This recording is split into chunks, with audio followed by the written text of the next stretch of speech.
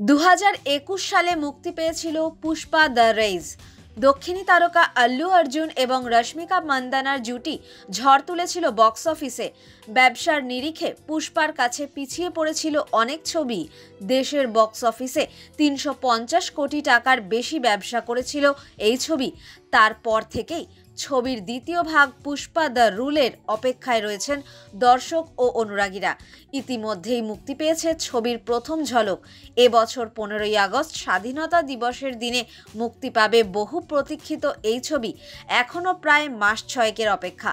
তার আগেই পুষ্পা 3 ও তাও আসবে জানিয়ে দিলেন আল্লু অর্জুন। পুষ্পার তৃতীয় ভাগ সম্পর্কে অর্জুন বলেছেন, পুষ্পা 3 এর জন্য অপেক্ষা শুরু করে দিন।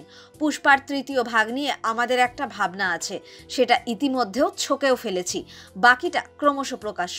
এই খবর প্রকাশ্যে আসতেই উত্তেজনার পারদ চড়েছে অনুরাগীদের। তবে এ বিষয়ে বিস্তারিত কোনো তথ্য আর পাওয়া যায়নি। গত বছর এপ্রিল মাসের আল্লু অর্জুনের জন্মদিনে মুক্তি পেয়েছিল পুষ্পা 2 এর প্রথম পোস্টারে আল্লুর লুক দেখে প্রায় হৈ হৈ পড়ে গিয়েছিল। এর আগে অভিনেতাকে এই রূপে কখনো দেখা যায়নি।